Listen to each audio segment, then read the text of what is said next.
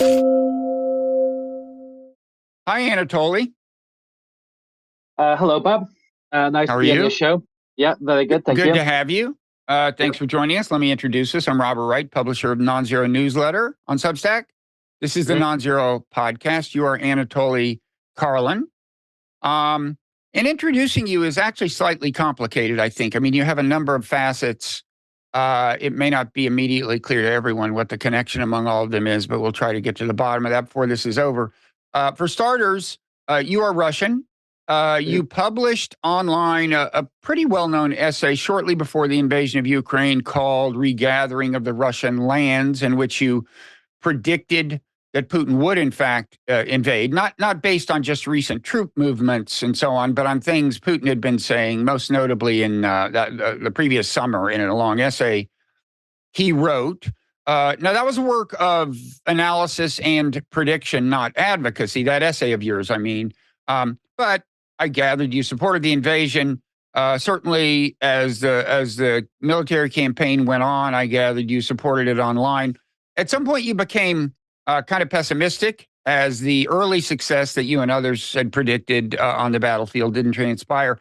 And kind of more interestingly, I think, although you can correct me about this if I'm wrong, this may not be true. I think you did a kind of a rethinking about, what kinds of nationalism are and are not good for Russia, kind of geopolitically. And we'll get into that. You can tell me if I'm completely wrong. But meanwhile, as for some other facets of your stuff, you are a transhumanist, which is to say, I gather you have high hopes for the fusion of technology and human biology. You're kind of a futurist more broadly. You're a crypto enthusiast and analyst. Um, you're one of the few people I know other than me who uses the word noosphere or noosphere, Noosphere, a word that was associated both with a mystical French theologian and a Russian geochemist named Vernadsky. Maybe we'll have time to get into all of that. You write about something called the bio-singularity, which I guess we'll get into. What major things am I missing about you? And go ahead and correct anything I've gotten wrong. Yeah, sure. That's a fair summary.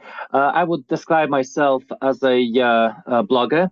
I've been blogging about things such as intelligence research and geopolitics since 2008. I've published some intelligence research work. And as you said, I'm a crypto degen. So, yes, I like funny internet money. And I'm a transhumanist, so since I read The Singularity is Near by Ray Kurzweil back in the mid 2000s, I've sort of like subscribed to that future vision. As regards my personal politics, they have shifted quite radically. I mean, this is one of the criticisms that have been leveled against me, that I shift quite sharply from not just like from decade to decade, but really from year to year. So I want to sort of like go into the detailed history of my like metamorphosis. If you're interested in that, I had published a pseudo book, 50,000 words on this, called Intellectual Restructuring, which you can check out at my the archive of my blog, akarlin.com. But in short, I was my sort of like shifting gears to Russia specifically. I was first regarding Russia itself. I viewed Russia as this construct that, in pursuit of universal ideologies over the course of the 20th century, had massively crippled its potential. So you have something called the triple halving in Ethereum. Russia underwent something of a triple halving in the 20th century. Wait, you said a So triple, what was it? I missed a triple halving. And what you yeah, mentioned Ethereum. This is a crypto term.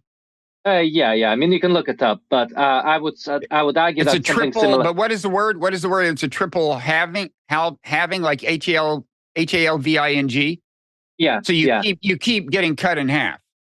Yeah, kind of. Yeah, like that. Yeah.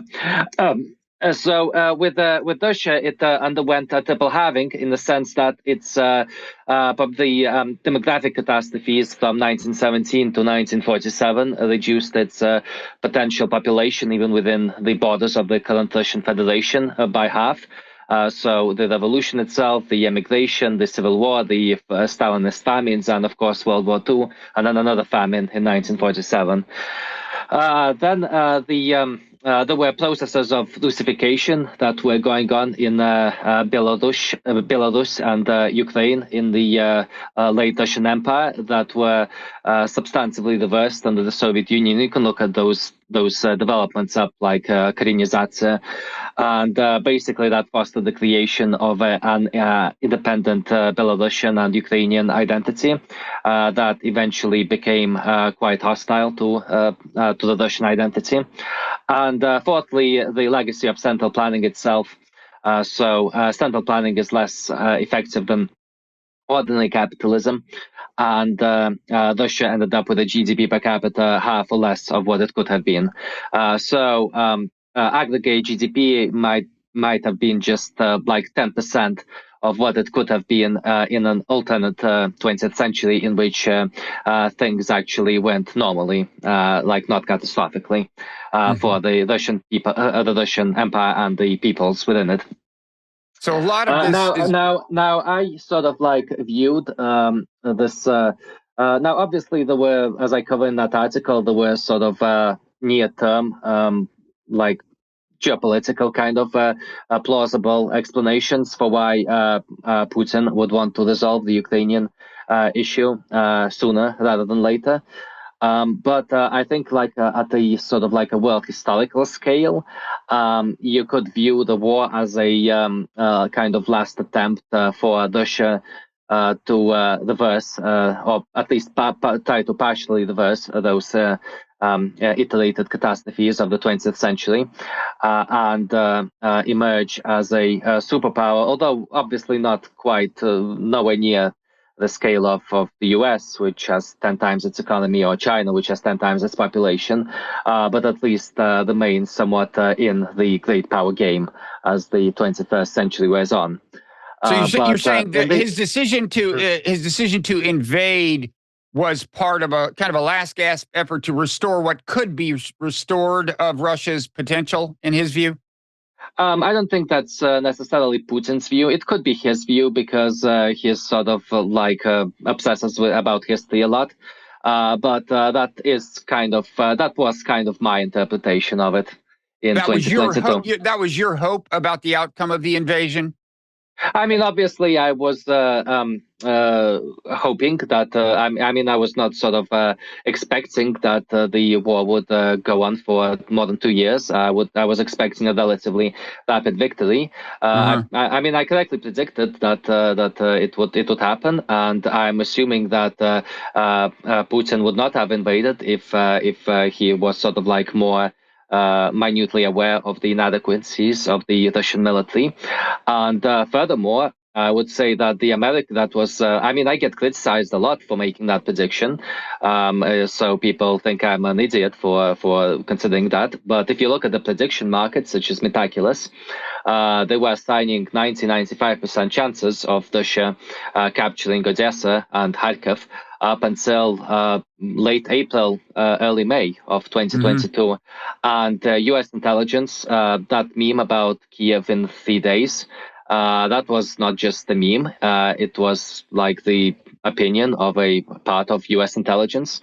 The United States, for that matter, moved its embassy to Lviv even before Russia's attack. Yeah, I think everyone was surprised. I don't deny that by how well Ukraine did in resistance.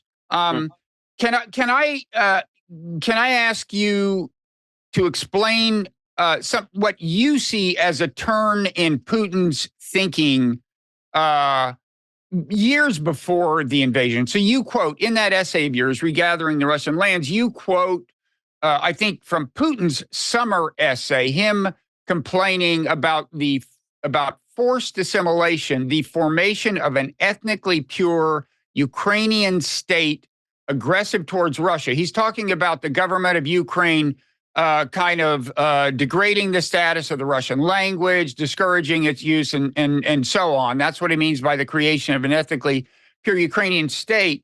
And you say, now here's a sentence from your writing in the essay. You talk about Putinism as it has developed into ethno-aware nationalism by the 2020s, having been previously defined by unideological technocracy and conservative retrenchment in the 2000 and 2010s.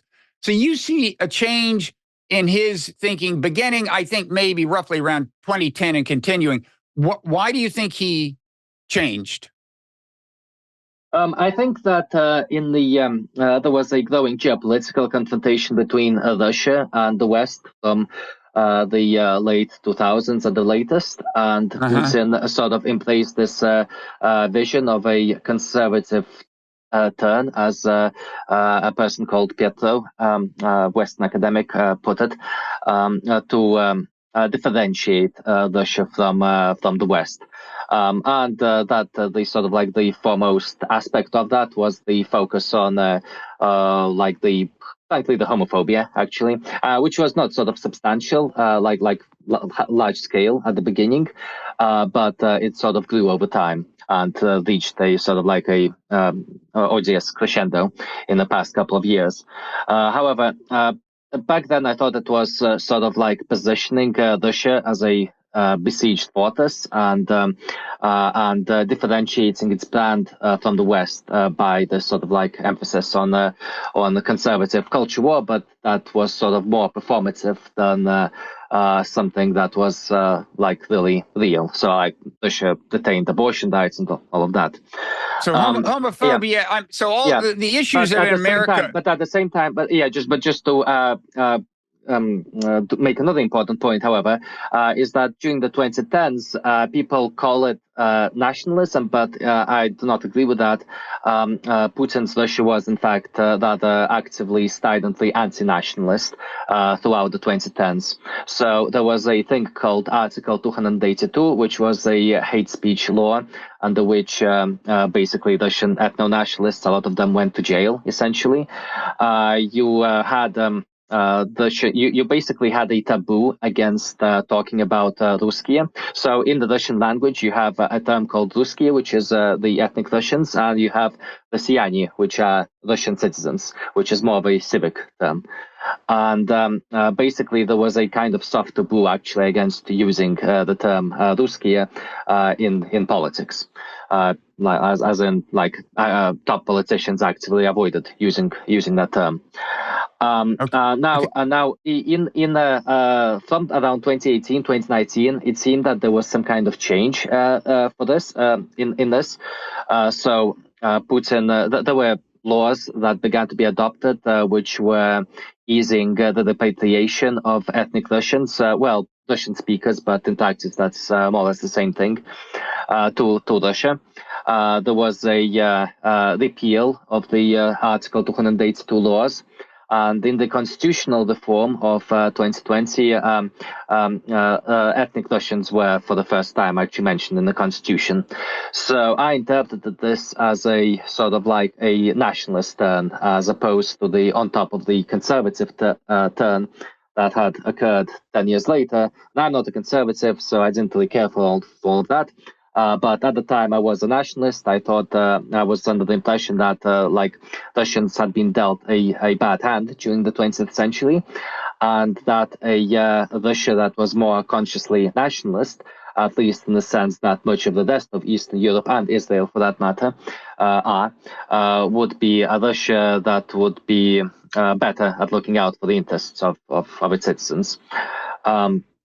So that was sort of like the logic of why I was sort of like bullish on those stands. Okay, so let me see if I've got this clear. I mean, one of the first things you mentioned when I asked about the turn in Putin's mind was homophobia, which isn't usually the first thing people mention when you ask them like why he moved ideologically toward a position where he would wind up invading Ukraine. But I gather for one thing that's an allusion to a larger set of what we in America think of as kind of the religious right issues that are used to appeal to conservatives, who in the U.S. are actually pretty nationalist as well. But I want to get clear. I mean, so Putin eventually wound up seizing on those issues and identifying with them to some extent, I gather, as part of his move toward nationalism and even more of an ethno-nationalism by 2018, 2019. And yet you're saying he had a very different frame of mind in the, say in 2000, 2005. And I gather at that point, he was much more open to integration with the West, right? Kind of culturally, politically. Really, I think it's the three phases. So the first phase was sort of like technocracy, relative openness to the West in the 2000s. Although it was during the 2000s that the authoritarian system was established. So elections became not free during the 2000s. Then there was a conservative turn beginning from the late 2000s. If you remember, there were terms like sovereign democracy being thrown around. And I think that the sort of differentiating through attitudes towards homophobia and homosexuality was sort of like the most, sort of like the wedge issue, so to speak, that would most differentiate Russia from the West. Because if you actually look at the opinion polls in terms of support for gay marriage, Americans polls and like conservative Americans from conservative states like Utah polls and Russians were at about the same level up until 2007, and then they diverged quite radically. And in the 2010s, it was specifically a conservative turn, not a nationalist turn. As I said, Putinism in the 2010s was paradoxically rather hostile to nationalists. Many of them went to jail, and actually people who were like even sort of like very anti-Ukrainian, such as Igor Prasvinin, Sputnik and Pogrom, well-known irredentist, one of the most famous public intellectuals of nationalism in the 2010s. He had his apartment raided for hate speech against Ukrainians, which is pretty absurd in the context of Russian proxies in the Donbass sort of waging like a small intensity warfare against Ukraine in Donbass in 2016. But yes, I mean, it was a sort of like a pretty strange situation. My guess is that around the late 2010s, the Kremlin sort of gradually began to realize that there was going to be no Western reintegration, and that the conflict with Ukraine was going to carry on for a long time. That their previous plans to shove the Donbass back into Ukraine and use it as a lever to influence internal Ukrainian politics was not going to go anywhere. And I think around that time is when Putin sort of people sort of began moving in an explicitly nationalist direction, as opposed to the sort of like just the conservative one that they had previously championed. So an example of successfully using this kind of hook in the Donbass, as you put it, to influence internal Ukrainian politics, that would have been like if the Minsk Accords had worked out, that would have been an example. That would have been success in that regard from Putin's point of view. But they didn't. That was obviously the original plan, I think. Yeah. So get Ukraine to recognize Crimea as part of Russia, and to shove back Donbass into Ukraine, but to preserve its local autonomy. Which, to be fair, I mean, Ukraine had valid reasons for not being enthusiastic about this, because their sort of like vision was to break free of the Russian sphere of influence and to accelerate into integration with the EU, and this would have been much more problematic with a Donbass that was at the very least substantially influenced, if not directly controlled by the Kremlins to accomplish. So I can see where they were coming from, and why Ukraine was not sort of extremely enthusiastic about this. But on the other hand, I mean, it takes two to tango, and I do think that it was not like 100% sort of Russia's fault, even today, even from today's perspective, because Ukraine, for its part, was also doing some relatively radical things, such as attempted kidnappings and cutting off water to Crimea and trying to sabotage its electric grid and various other stuff like that. And as a practical matter, from Ukraine's point of view, the Minsk Accords would have meant they didn't wind up joining NATO, even though that wasn't explicit in the text. So, one more question about Putin's turn in this direction before we get to what your vision of what Russia's future turn should be in your ideal world. So, in either, I think it was 2007 when Putin addressed the Munich Security Conference and gave a very stern speech to the West and said, look, I've tried to play by the rules. You talk about the rules-based order. I haven't, and at that point, he hadn't invaded any countries or anything. And he basically said the U.S. has invaded countries. It's the U.S. that's not abided by international law. And he kind of really threw down the gauntlet. Is that in your mind? And of course, there were other things going on. The U.S. was at that point, more or less within months, one way or the other, I think, insisting that, yes, Ukraine would be a member of NATO. The U.S., I think, was insisting on the independence of Kosovo. There were a number of things that Russia didn't like. But in your mind, is that a moment where he started to say, look, I've tried to kind of join the West. It's not working out? Or do you see it as happening, as culminating much later than that? I mean, I think that was a kind of, in this respect, a turning point, one major one. I think we do forget that the environment of the 2000s was very different. You had outright neocons with a lot of influence in the US. Obviously, the national objection to this was who is the United States to lecture, and it was not an unreasonable position on Russia's part to sort of insist that or to observe that the Soviet Union had been given informal guarantees that that NATO would not expand east of Germany, and it did, and the calls to incorporate Ukraine as well, and even Georgia under George W. Bush. Those were pretty clear and strident. So realistically, yes, you could sort of credit those objections. At the same time, you could also observe that, even as this was happening, Russia had sort of, for the most part, destroyed 3 elections by the end of the 2000s.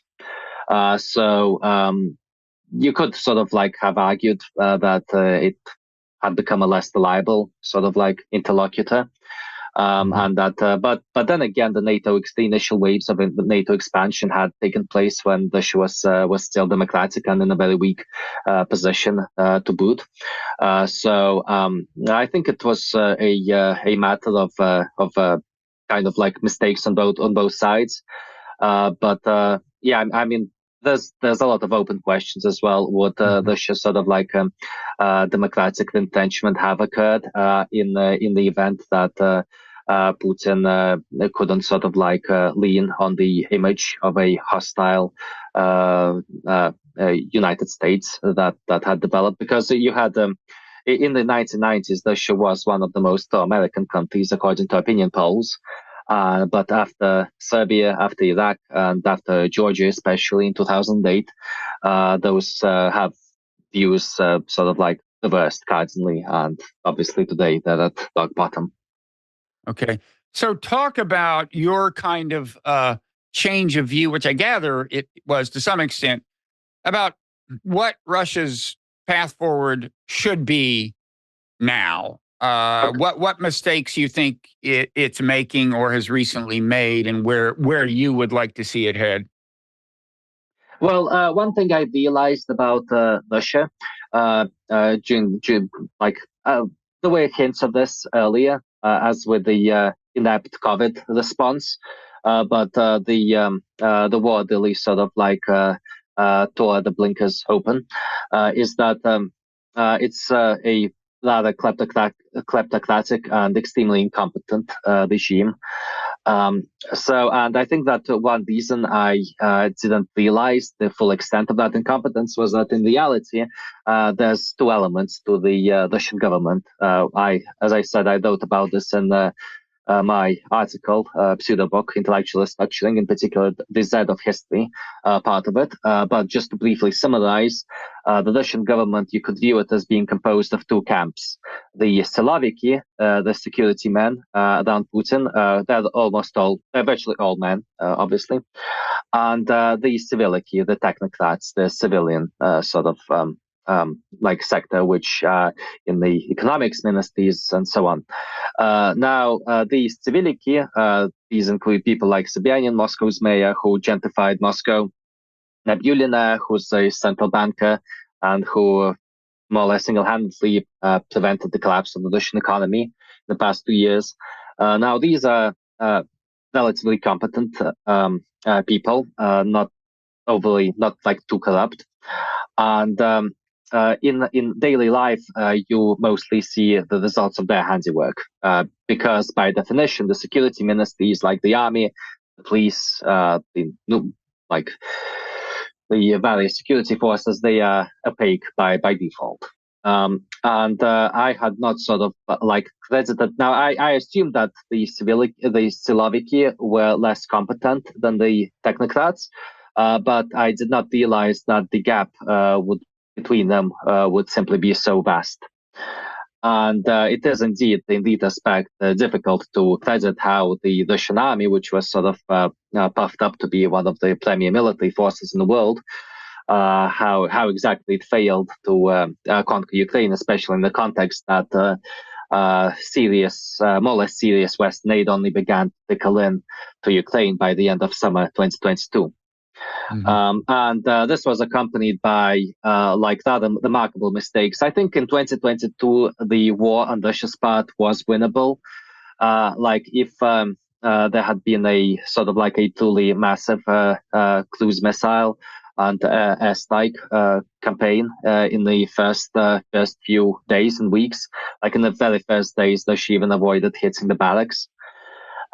If they had started mobilizing troops when it became clear that the initial assault had failed, and that was pretty clear a month in. If it's as opposed to just petitioning the army until the front started to collapse by September 2022. If they had actually used the lack of any Ukrainian military units in the south to get in much deeper, probably Zaporozhye could have been taken, as opposed to petitioning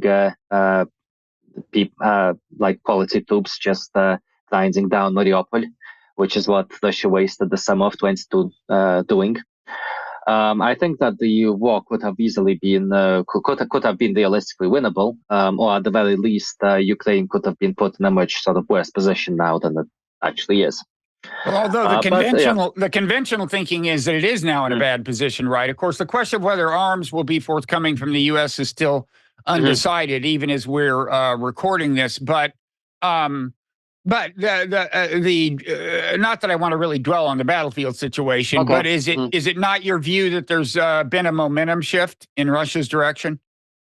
My go-to response to this is that in the summer of 2022, Russia's the metrics of success were Russia taking 100,000 pre-war population cities like Lysychansk, Severodonetsk.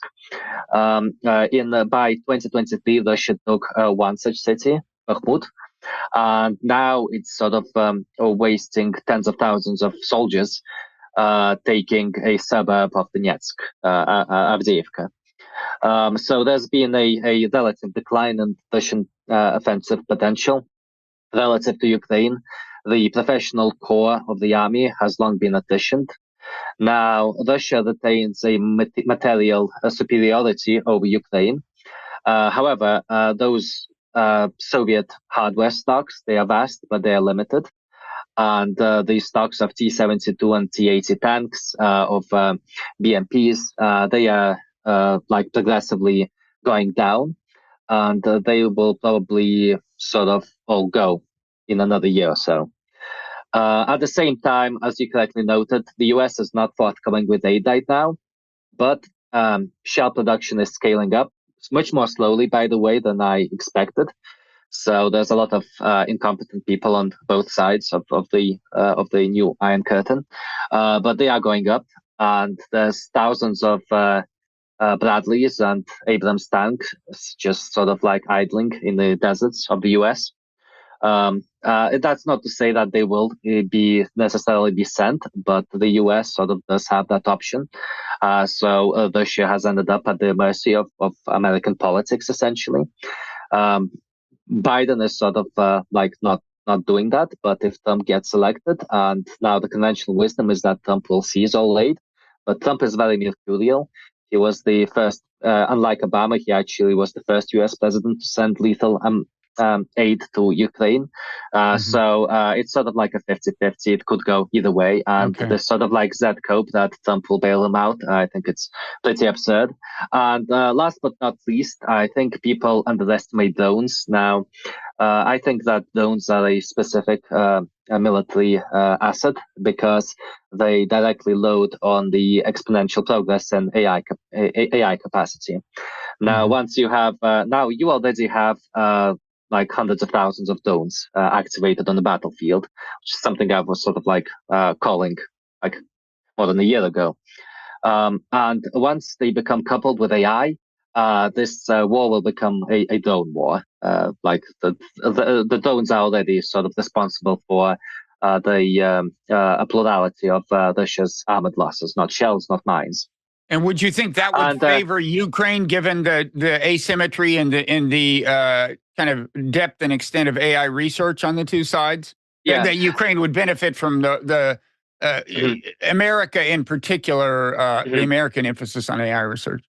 Yeah, exactly. So you can approach this from two viewpoints. On the one hand, Russia obviously has a vastly bigger R&D complex than Ukraine, and a vastly bigger military-industrial complex. So potentially Russia could win. On the other hand, the Russian MIC, it's very sort of like it's run by boomers who don't really recognize or react quickly to the changing battlefield conditions. And whereas Ukrainian industry, military industry, is much more decentralized, and Ukraine itself, although smaller, it's spending something like 40% of its GDP on the military, whereas Russia is continuing at considerably less than 10%. Which is pretty absurd. So the US was literally spending significantly more than that, like 10% at the height of Vietnam. And obviously, as you correctly note, Ukraine also has aid from the US and the US techno-industrial complex. And the US like techno-industrial complex could come up with all kinds of sort of like radically new developments that Russia would have no counter to. So my sort of intuition would be that Ukraine is like in the sort of like the drone war. I'd say that maybe 50% that Ukraine wins outright, 30% that it's a draw, and it will become just much worse for the ordinary infantryman on both sides.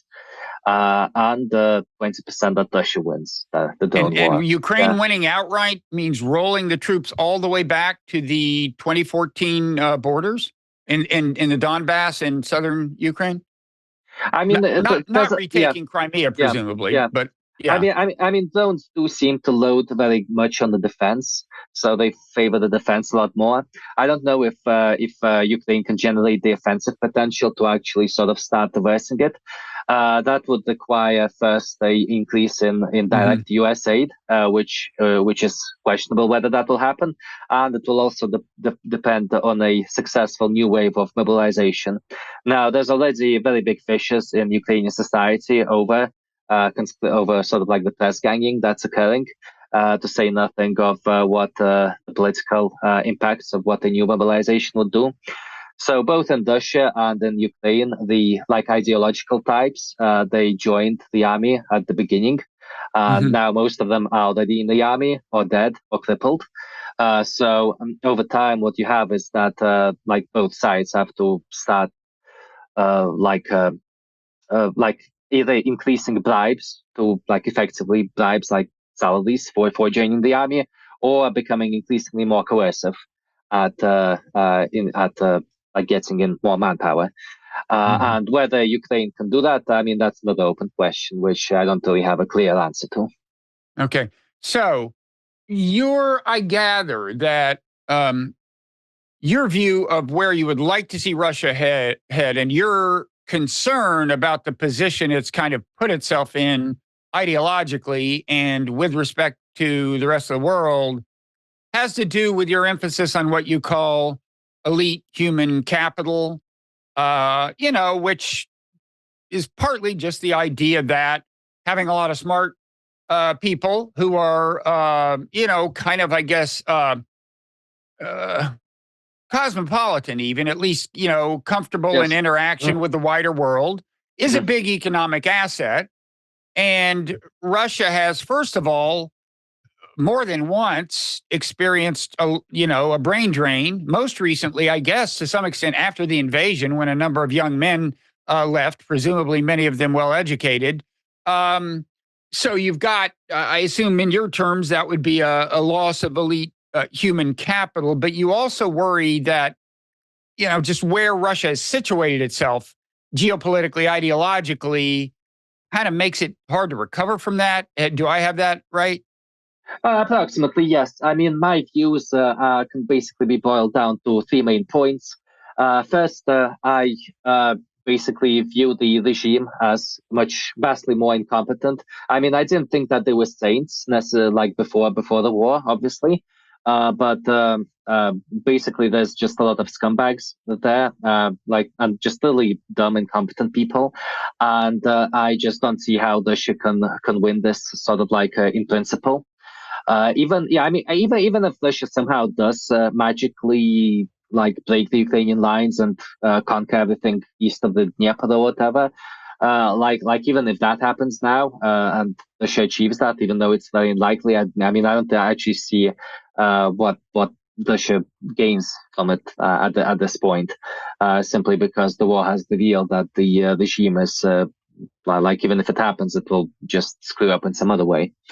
The second thing is that yes, as you pointed out, there was a human capital drain. So instead of sort of acquiring 20 or 30 million Ukrainians and 10 million Belarusians, Russia effectively acquired 2 or 3 million pensioners, many of them quite badly disposed to it. You mean in the Donbass Yeah, Zaporozhye heads on the new territories. yeah. While losing, I mean, 1 million people. I mean, it's not a huge loss, but I mean, they say just worse things, because at the rate the Kremlins are going, the increasing legal nihilism, nationalizations of industries, some of them being handed over to members of the Kadyrov clan. Like the increasing culture wars, talk of banning abortion. I don't know if that will happen. Putin will be crazy to do that, but I don't claim to sort of like know what he's sort of like thinking at this point, because he seems to have adopted right-wing American Facebook boomer memes without actually using the internet. That's quite an impressive accomplishment, in my opinion. But with the sort of like increasing Alzheimerization of the ruling elites. Again, I don't think Did you that's say sort of like Alzheimerization? yes of the ruling elites. That's a metaphor I haven't heard. Maybe you should Okay. spell that out a little. I don't think young smart people are going to sort of like want to live in such within such a country if it continues beyond its still largely performative aspect, at least. And at the finally, I mean, I've been sort of like into AI and AI timelines for years. It's not sort of like a new gift for me. And but not many people expected AI timelines to collapse from like speculatively 2050 for AGI to 2030. That's the median meticulous forecast right now. I We mean, should say that with these sorts of Metaculus, for people who don't know, Metaculus is a prediction market, right? And yeah. it's widely Mhm. used enough that I guess it's one place you go to look at for the conventional wisdom among people who think about these things. Mhm. Yeah, and with the collapse of AI timelines, I think that in general, the importance of geopolitics has and culture war issues in general have collapsed. And I just don't think that it any longer makes sort of sense to worry which sort of like which particular polity New York, New York as in the Dust Belt town in Donbass, not the American metropolis, ends up in. Which sort of like side of the border it ends up in. It doesn't seem very rational, and insofar as sort of Russia labors under this very incompetent regime, like even from a more narrow national perspective, I don't think that such a regime is extremely well equipped to actually win the AI race or the biological augmentation race, which is sort of like increasingly opening up. That's the So third reason. before we move ahead on that front, I just want to say you're in Western Europe right now. Would you, if you were in Russia, would you be reluctant to say some of the things you've been saying, just for with your own safety in mind? Uh, I think to some extent, yes. Not to a super big extent because they don't really care what people say in English. But if it's Hmm. noticed and sufficient sort of numbers of high-placed people are um, uh, negatively disposed to you, then yes, it's a risk factor, and Okay. not one I would sort of care to take. So yeah, I mean, I've taken the opportunity to become a digital nomad. I've spent the past 3 months in Honduras, for instance, Prospera. Okay. So you mentioned biological enhancement. That's something I think you emphasize more than some people would. I mean, I think it's common now to see AI as moving ahead rapidly, and a lot of a nation's power in the future having to do with how it, well, harnesses the power, but also navigates the challenges and avoids whatever destabilization may ensue. Um, I don't think so many people, except in certain circles, emphasize the bio enhancement part. I mean, Mhm. Elon Musk, I guess, does. In fact, I gather his part of his scenario is like to fight back against the AIs and make sure they don't dominate us. We need to like plug chips into our brain or something. I don't know how it's going to Mhm. work out. But what kinds of bio enhancement do you imagine being of kind of geopolitical consequence? In other words, things that if they're being done in the U.S. and not Mhm. in Russia will increase America's power, raw power relative to Russia. Yeah. Recently, I wrote an article on my blog, my current main blog, which is nooscelebration.com. N The O N O O acceleration. Yeah, One yeah. word. The bio-singularity is near, in which I argue this extensively. Now, I don't think Musk's sort of cybernetics approach, I like it a lot. It's very cyberpunk. I like cyberpunk.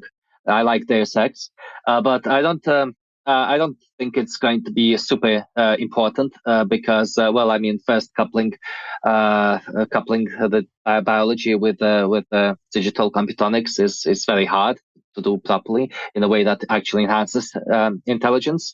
The other thing is like AI, the digital realm, it's extremely fast. That's its defining characteristic. And if you have actual real AI takeoff scenarios, like those runaway Foom scenarios that the Doomers and the Singularitarians talk Which is about, wait, then that Foom yeah. is fast onset something mastery. In other words, it's the AI becomes rapidly dominant. Yeah. They're not going to be wasting their time getting slowed down, coupling Yeah, themselves. So wetware, that's much slower. I mean, there's no yeah. interest that they have in doing that. So like even from this perspective, I don't think like I think from a future perspective, if you could enhance biological intelligence, then you would have a bigger chance of solving the AI alignment and the AI control problem, which is the biggest problem, which is that we develop these sort of new life forms that kill us all, which would be a bit of a problem, and so would that not happen. And if you have smarter people, now if AI timelines are really short, like meticulous things, then much of this is irrelevant anyway. But then again, if AI timelines really are that short, then everything that we're discussing here, like culture war, who will win in 2024, who will control New York in Donbass, like all of this stuff is absolutely relevant. But at least this sort of like biological intelligence announcement is slightly more relevant, because in the event that the timelines are somewhat longer than current prediction markets predict, then it will become relevant. So you're not talking about plugging chips into the brain. You're talking about more developments at the genetic level through selective reimplantation or through more direct manipulation of the gene. Right now, you can already do embryo selection. Embryo selection is a mature technology, and you can actually look at the polygenic scores of educational attainment. So see which embryos have higher PGS for IQ, and select the ones that you think are more perspective, that have higher PGS. And with this approach and the existing models, you can already get a predicted IQ boost of 6 to 7 IQ points, which is very substantial. That's almost half a standard deviation. Yeah. And this is just the beginning. I mean, the first company that's going to be offering this service, last I heard, I can't really talk too much about the details, but current plans are for it to go public in 2025, so you'll hear all about it then. And my prediction is that there's already a significant demographic of people, 30% approximately in the US, much higher in India, incidentally, which are positively disposed to increasing the IQ of their children. And in the event that the people start doing this at scale, then it's going to become prestigious and skeptics are going to fall away. And at some point, I even suspect that not doing it, so not doing all you can to increase your progeny's chances of life success, is actually going to become something that's somewhat distributable. But that's more speculative. Yeah. Can I interrupt and pat myself on the back? In like 1991 or something, I made a point in the pages of the New Republic. I did a big cover story on the Human Genome Project. Maybe it was 92.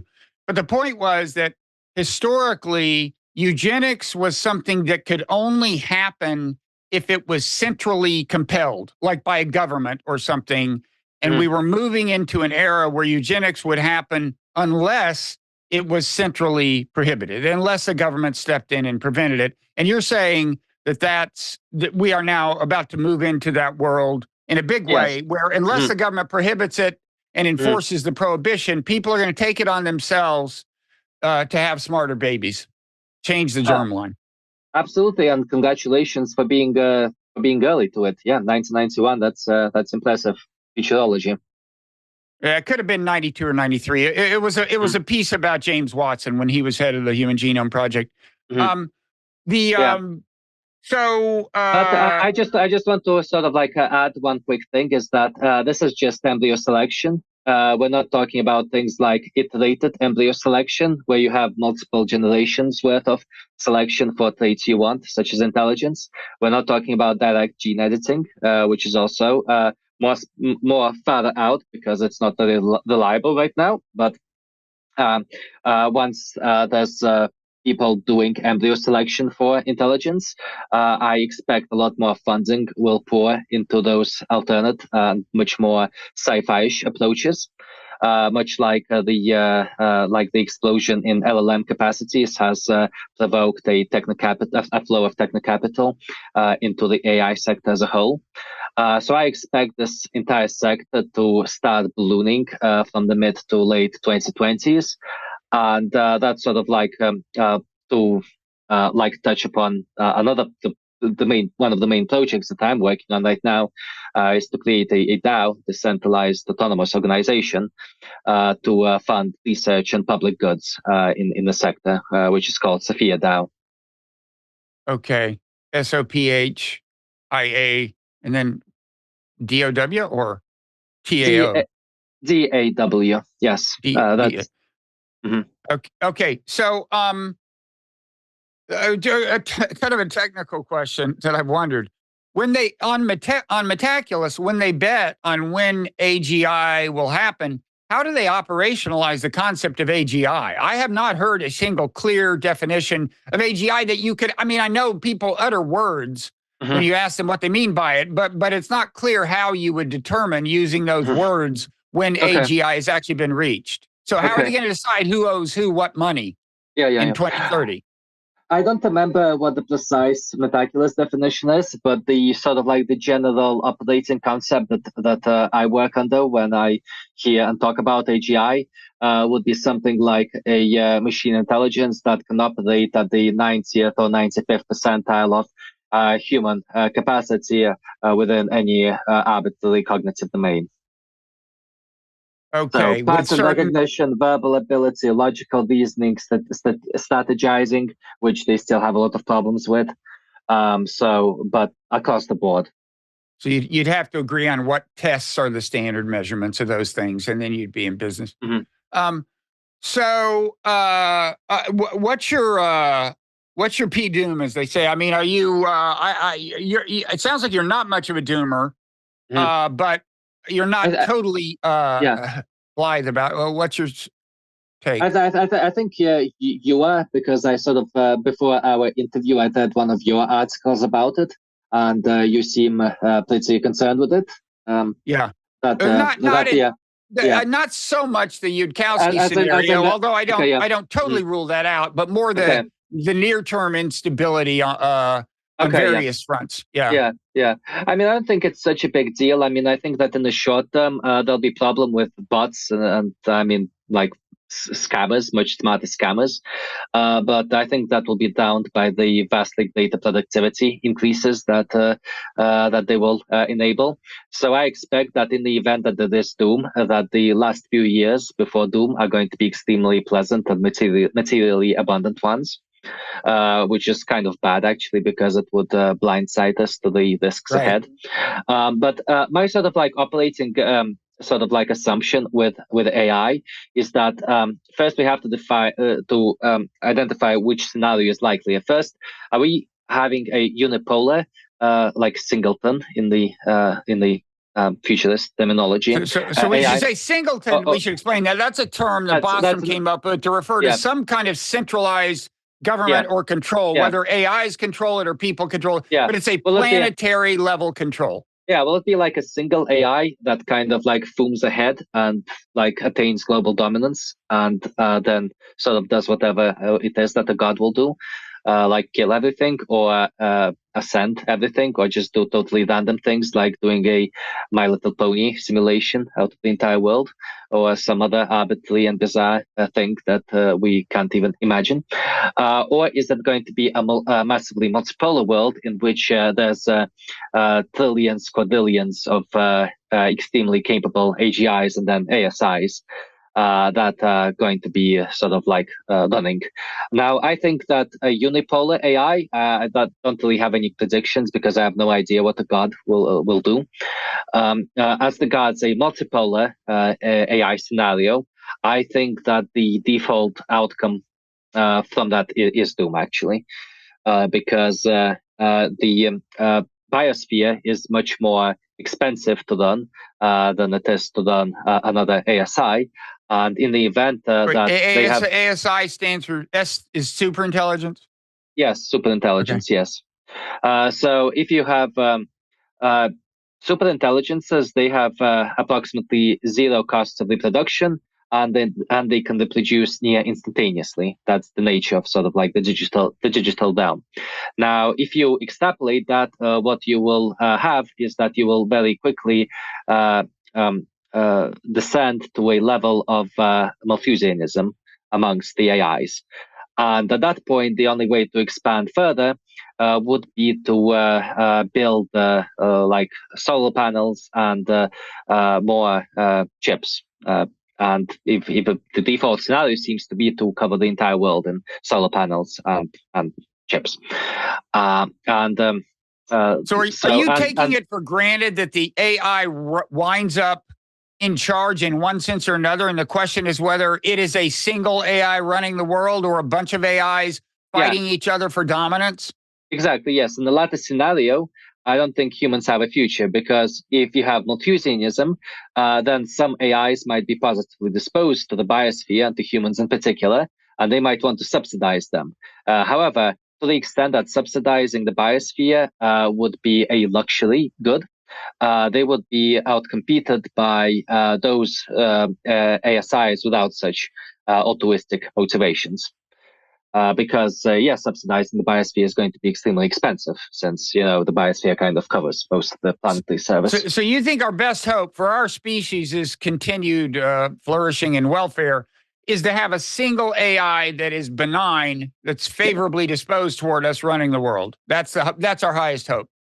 I mean, I would definitely rather take my chances with a unipolar AI than with a massively multipolar Malthusian AI scenario.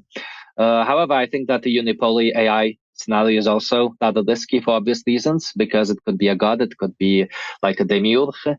I think a sort of like a more reliable, safer way would be to just sort of radically enhance the intelligence of the biosphere by augmenting human intelligence, perhaps uplifting other species, radical life extension, and all that kind of stuff. And my sort of bet would be that future humans or intelligent biological agents, which are much smarter than anybody alive today, would be much more qualified to figure out whether a sort of like a beneficent unipolar AI god is actually feasible, and whether it would be a good idea. But you take it for granted that humans will ultimately lose control. Well, I mean, maybe much smarter humans will decide that it's sort of like not worthwhile to risk ASI in general, and will just simply not do that. Do you see it as to the extent that there will be a loss of control, you see it as a gradual thing where it's almost hard to say when you've passed the line? Because I would imagine, there's going to be, I'm not so sure we're going to get to the point where we've totally lost control, but there will be some incremental surrendering of agency, in the sense of, when I even have an AI go choose which plane I'm going to fly on, that is an incremental transfer of agency, because that was a decision I was going to make about my future. And then I would imagine that that's going to move up the food chain of decision further than a lot of people realize right now, like just people thinking about this in America and kind of dismissing the sci-fi scenarios. And so you can imagine it happening gradually, like the supposed frog in the boiling water thing, which apparently doesn't really happen. But is that your expectation, or do you imagine like an actual takeover, like the AI plots the coup and executes it? I mean, I don't think that there will be sort of like a united AI versus human war, but I do think that a very feasible scenario is where you have increasing numbers of intelligent and eventually super intelligence autonomous AI agents that will be looking for their own interests, accumulating capital, and they will sort of be able to, like as per the definition of AGI, they will be able to do many economic tasks much more effectively and for much less money than any human. Eventually, you will have entire companies being done by AI autonomous agents. Control of production complexes will be handed off to these AI teams and AI corporations. And at some point, once you get the emergence of self-sustaining autonomous manufacturing complexes that don't run with human input, then at that point, like the locus of the civilization development has passed to the AIs by that point, because at that point the biosphere becomes superfluous, which is I mean, they will sort of like go much more quickly. I would expect, because they will be able to get a lot more things done for much cheaper.